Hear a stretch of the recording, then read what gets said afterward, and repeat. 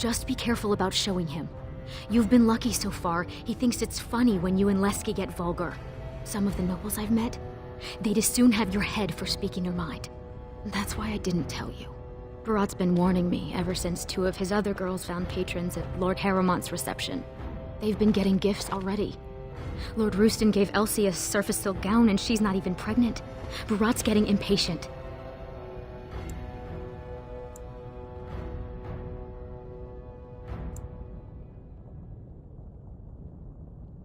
I wish I could. Just go and walk the deep roads until we find a magical crystal kingdom and live happily until the stones embrace. But it's not happening. You know the other options. Cleaning middens, begging, going to the surface. No. Unless you find a way to save us all from Darkspawn and become a paragon. We're pretty much on Barat's leash for life.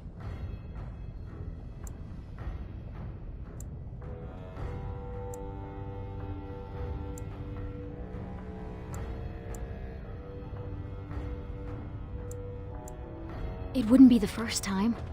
Garelon the Blood Risen was born castless, you know, before he went to the surface. And he came back and won the throne. Many paragons have humble origins. All that matters is that the Assembly recognizes their achievements. And once they get that vote, they found their own house, and are as noble as if the ancestors themselves had made it so.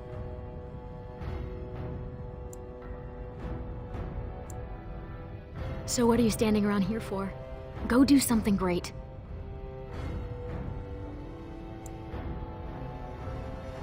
Oh, don't pay attention to her. She's just a bitter old drunk. She also said you'd never learn to walk or stop dumping in the bed. Make something of yourself just to spite her.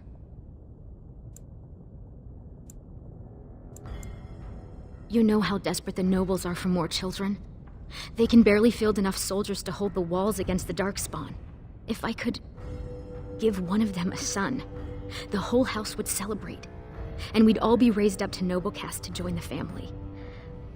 It's what Barat's betting on. That's why he paid for my clothes, my voice lessons. He wants to share the reward.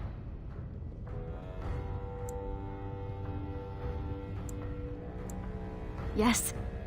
That is, I hope. He certainly seems charming. He treats me like a real lady, not just someone to tumble and forget. I don't want to say, in case I'm wrong. It just seems too mad to think of one of the most important men in Orzammar with someone like me. Anyway, time is resting and I need to get dressed. These fashions will be the death of me. 100 buttons on each sleeve. And Lesky's probably already outside waiting for you. Money gives him power. He's got family on the surface, which means he can smuggle up lyrium and smithcrafts, and bring down silks, wines, and furs. And he played it smart. When he started expanding, he made sure it was only the casteless he shook down for protection, so the guardsmen didn't care. Don't underestimate him. Barat has thugs who'd kill their own mothers just to work for him. As far as the nobles are concerned, he still stinks of Dust Town. He's got money now, but you can't buy caste, you know? No noblewoman would risk a dalliance with him. His only chance to join a noble family is to claim kinship with a concubine who bears a noble's son. And that's what he wants more than anything. Don't you? Imagine what it would be like not to have people look at us like we're sewer sludge. To think our lives are worth something.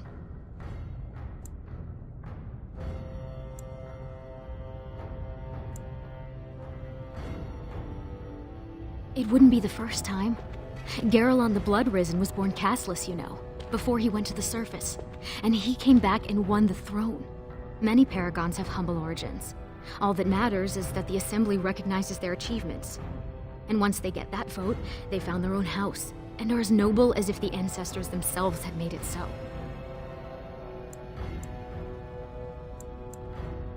So what are you standing around here for? Go do something great.